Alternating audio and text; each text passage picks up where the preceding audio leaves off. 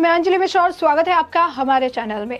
ED जो है वो एसोसिएटेड जर्नल लिमिटेड यानी एजेएल की 5,000 करोड़ की रुपए की जो संपत्ति है उसे जब्त करने की योजना बना रही है। जी हाँ, बिल्कुल सही सुना आपने।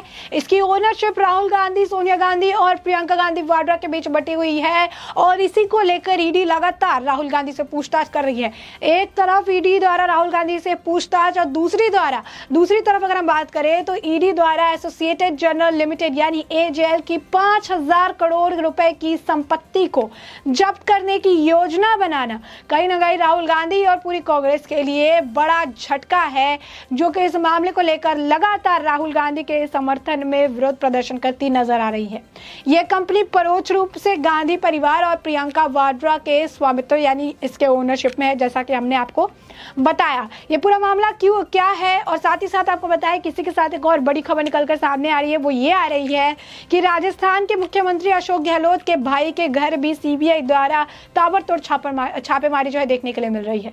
ये दोनों मामला क्या है, इसके बारे में आइए विस्तार से समझ लेते हैं। सबसे पहले हम बात करेंगे ईडी द्वारा 5,000 करोड़ की संपत्ति को जब्त करने की योजना बनाने के पीछे क्या कारण है और उसके बाद हम बात करेंगे अशोक गहलोत के। तो बता दें कि यंग इंडिया में जो है आई एसोसिएटेड जर्नल यानी एजेएल की लगभग 5,000 करोड़ रुपए की संपत्तियां जब्त हो सकती है।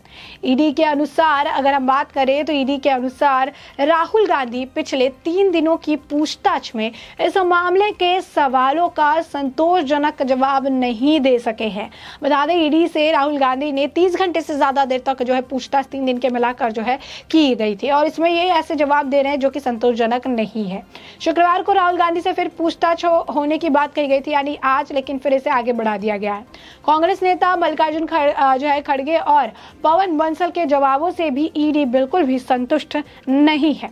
इन दोनों से अप्रैल में पूछताछ हुई थी, लिहाजा संपत्तियों की जब्ती के बारे में फैसला सोनिया गांधी से पूछताछ के बाद ही लिया जाएगा।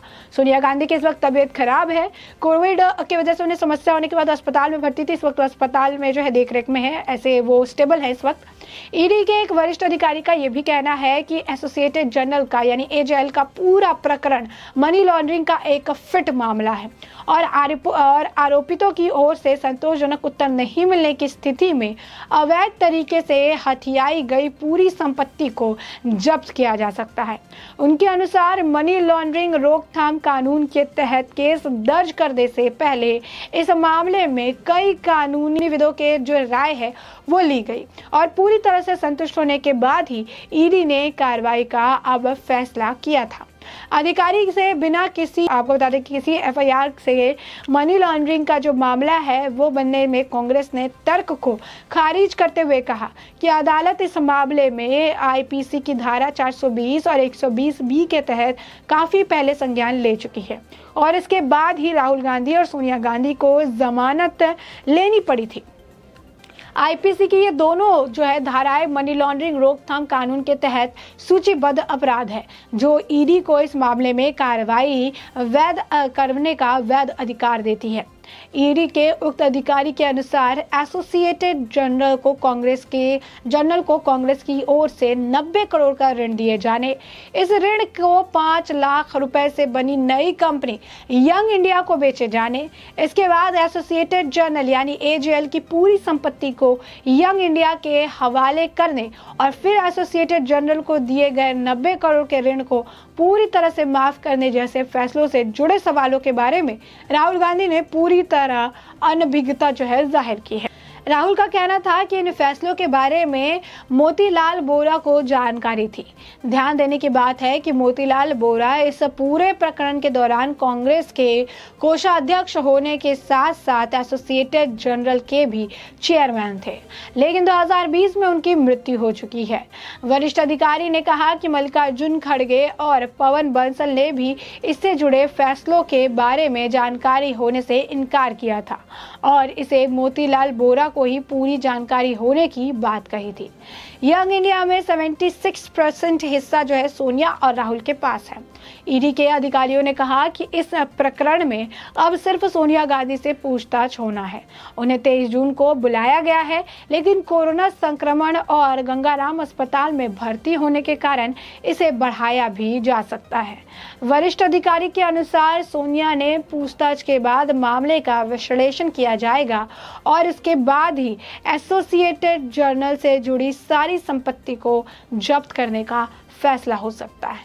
तो देख सकते हैं राहुल गांधी के लिए बड़ा झटका निकलकर सामने आने वाला है। संतोषजनक जवाब जो है अगर सोनिया गांधी से नहीं मिल पाया तो फिर जब्ती का काम जो है वो किया जाएगा। 5000 करोड़ की संपत्ति है उसे जब्त कर लिया जाएगा। वहीं दूसरी तरफ अगर हम बात करें तो दूसरी तरफ राजस्थान के मुख्यमंत्री अशोक गहलोत के भाई अग्रसेन गहलोत के जोधपुर स्थित आवास सहित कई जगहों पर सीबीआई की टीम ने छापेमारी की। सीबीआई की टीम ने यह छापेमारी जो है फर्टिलाइजर स्कैम से जुड़े एक मामले में की है। सीबीआई द्वारा फर्टिलाइजर स्कैम के मामला दर्ज कर सीबीआई की टीम जो है पावचा स्थित दुकान और मंडोर में फार्म हाउस पर जांच कर रही है। सीएम अशोक गहलोत दिल्ली में है और राहुल गांधी से हो रही ईडी पूछताछ का विरोध कर रहे हैं। राजस्थान के मुख्यमंत्री अशोक गहलोत के छोटे भाई के घर शुक्रवार यानी 17 जून 2022 की आज सुबह सीबीआई ने रेड की। सीबीआई अफसरों की गाड़ियां दिल्ली से जोधपुर पहुंची और उसके बाद सीएम के छोटे भाई के बंगले में पहुंची।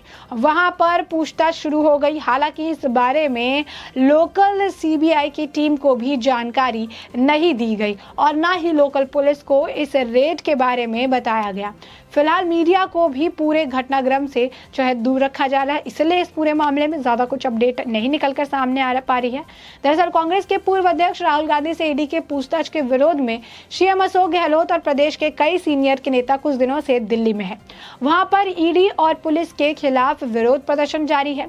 इसी बीच आज सवेरे ही जोधपुर के मंडोर क्षेत्र में रहने वाले सीएम के छोटे भाई अग्रसेन गहलोत के यहाँ सीबीआई की टीम पहुंची है। सीबीआई की रेड के बाद कई तरह के कयास लगाए जा रहे हैं। बताया जा रहा है कि 2 गाड़ियों में अफसर वहां आए हैं। दरअसल अग्रसेन गहलोत की पावटा चौराहे के नजदीक खाद बीज का बड़ा कारोबार है। खाद के वितरण से लेकर गड़बड़ी के आरोपों के बाद कुछ समय पहले ईडी भी वहां पहुंची थी। फार्म हाउस, बंगले और कई अन्य जगहों पर ईडी ने छापे मारी थी। ईडी ने नोटिस देकर उनको दिल्ली तक बुलाया था और वहां भी कई बार पूछताछ की गई। हालांकि इस मामले में आगे क्या किया गया उसकी जानकारी सामने नहीं आ सकी है। बताया जा रहा है कि ईडी के बाद अब इस मामले में सीबीआई ने फार्म हाउस, बंगले और अन्य जगहों पर रेड की है। खाद वितरण से संबंधित दस्तावेज जो है कब्जे में ले लिए हैं और उनकी जांच पड़ताल की जा रही है।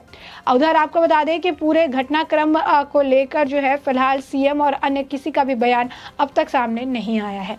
तो ऐसे में आप देख सकते हैं कि इस वक्त कांग्रेस के लिए मुश्किलें लगातार बढ़ती नजर आ रही है। एक तरफ ईडी का सिकंजा, दूसरी तरफ सीबीआई के छापेमारी और इसी बीच कांग्रेस का ये भवन जो है स्ट्रगल जो है वो जारी है।